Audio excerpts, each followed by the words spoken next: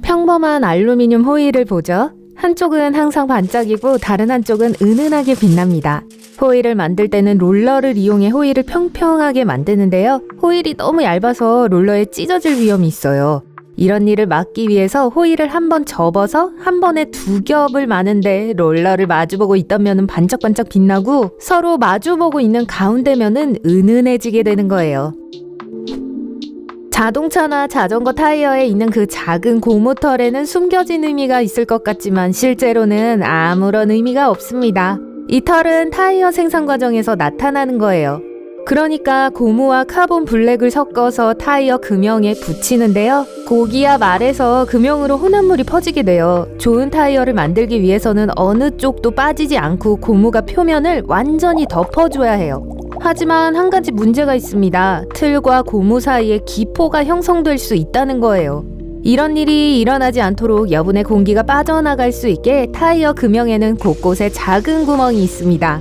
약간의 고무가 그곳에 침투하고 타이어가 완성되면 그 구멍에 들어간 고무는 작은 털로 변하게 돼요. 그 누구도 신경 써서 이 털을 제거하려고 하지는 않아요. 왜냐하면 이 털이 특별히 해로운 게 아닌데 이걸 제거하려면 많은 시간과 노력이 필요하기 때문이죠.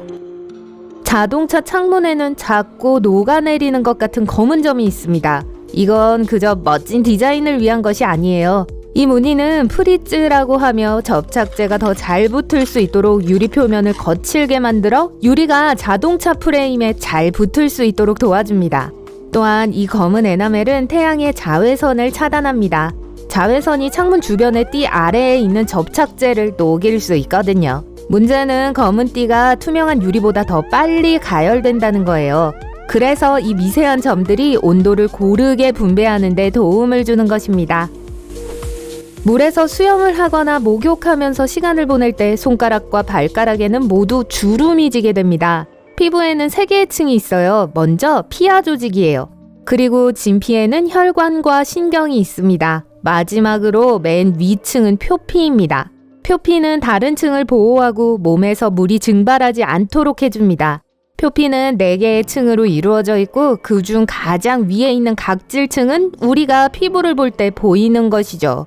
각질층에는 죽은 케라틴 세포가 있는데 이때 케라틴 세포는 끊임없이 배출됩니다. 이 층은 주변 환경으로부터 몸을 보호해줘요. 손가락이나 발가락이 물에 오래 노출되면 죽은 세포가 물을 흡수해 피부는 부풀어 오르게 돼요. 조직에 부착되어 있는 각질층이 늘어난 외피를 보충하기 위해 주름이 보이게 되는 거예요. 발가락과 손가락은 가장 손상되기 쉬운 신체 부분으로 각질 세포 중 가장 두꺼운 층을 가지고 있기 때문에 몸의 나머지 부분에서는 이런 일이 일어나지 않습니다. 울 때 보통 목소리로 말하려고 노력하면 실패할 가능성이 높습니다. 울 때 목소리는 상당히 변하고 여러분을 볼 수 없는 사람들도 무언가 잘못되었다는 것을 알 수 있죠. 함정은 눈물이 성대에 변화를 일으켜 거의 극복하기 힘든 문제를 많이 일으킨다는 것입니다. 일단 턱에 긴장감이 생겨요. 후두가 올라가고 목소리는 더 높은 톤으로 올라갑니다. 성대가 붓고 당분간 제대로 사용할 수 없게 돼요. 부비강도 붓고 콧소리도 나죠. 조개 껍데기 소리에서 바다 소리가 난다고요? 실망시켜드려 죄송하지만 이건 미신이에요. 조개 껍데기의 모양은 주변의 모든 소음을 증폭시켜주고 그 소리가 조금 더 뚜렷하게 들리는 것 뿐이에요. 껍질 안으로 들어온 공기는 내부 표면에서 튕겨 나와 안에서 공명합니다. 음향 효과는 껍질의 모양과 크기에 따라 달라지는데요. 껍질이 크면 공기가 더 오래 튕겨 나오고 더 작은 껍데기를 사용할 때보다 음이 더 낮습니다. 그린 스크린은 영상 제작에 시각 효과를 줄 때 흔히 사용됩니다. 왜 녹색으로 만들어지는지에 대한 가장 간단한 대답은 재미있고 단순합니다. 사람들이 녹색이 아니기 때문이죠. 영화 제작자는 모든 초록색이 숨겨질 수 있도록 사진 속 어느 곳에서도 사용되지 않는 색을 필요로 해요. 주황색, 노란색, 빨간색과 같은 색상은 사람들의 피부톤과 비슷하기 때문에 효과가 없을 겁니다.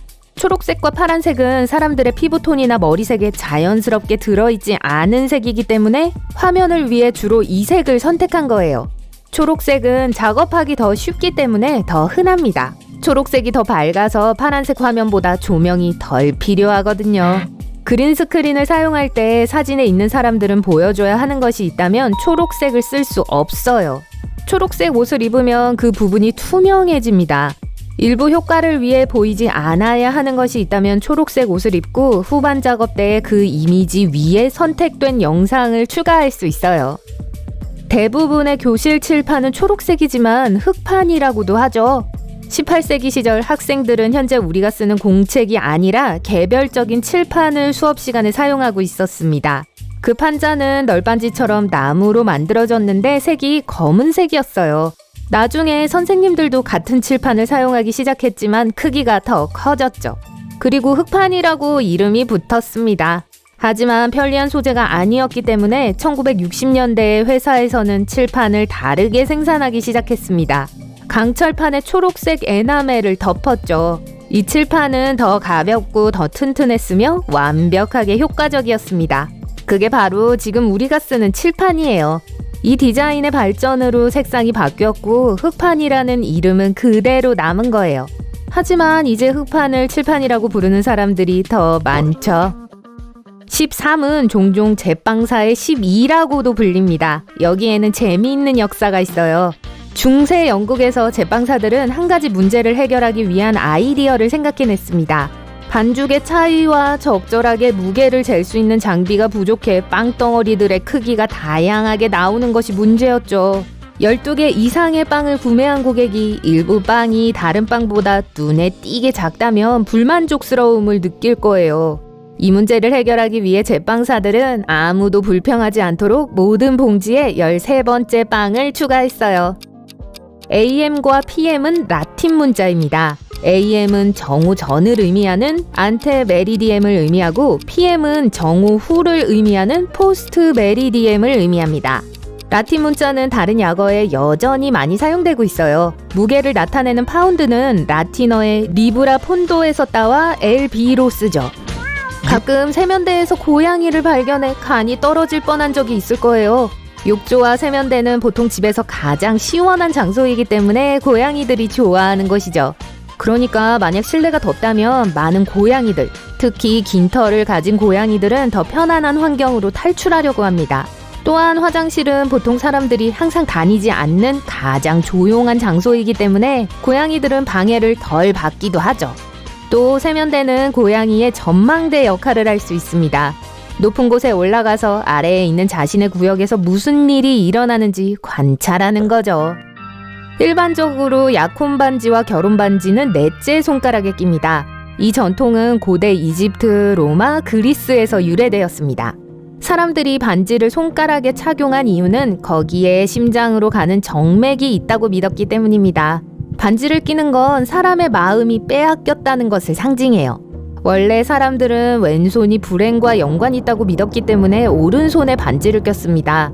어떤 나라들은 나중에 그 손을 왼쪽으로 바꿨어요. 손가락에 심장으로 가는 정맥이 없다는 걸 알지만 이 전통은 계속 남아있어 계속 그 손가락에 반지를 끼는 거죠. 또 다른 설명은 더 상징적이에요. 두 손을 모아 같은 손가락이 서로 닿도록 해보세요. 그리고 가운데 손가락을 안으로 접습니다. 엄지는 부모님을 상징합니다.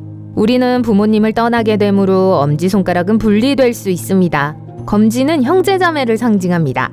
우리는 각자 다른 삶을 살기 때문에 이 손가락도 분리할 수 있습니다. 새끼손가락은 자신과 파트너 사이의 아이들을 상징합니다. 자식들도 독립해 나가기 때문에 이 손가락도 따로 분리할 수 있습니다. 약지는 여러분과 파트너를 상징합니다. 둘을 분리해보세요. 우리는 파트너와 삶을 함께 공유하기 때문에 분리할 수 없습니다. 대부분의 나라에서 웨딩드레스는 일반적으로 흰색이지만 이 전통은 우리가 생각하는 것만큼 오래되지 않았습니다. 19세기까지 웨딩드레스는 아무 색깔이든 괜찮았어요.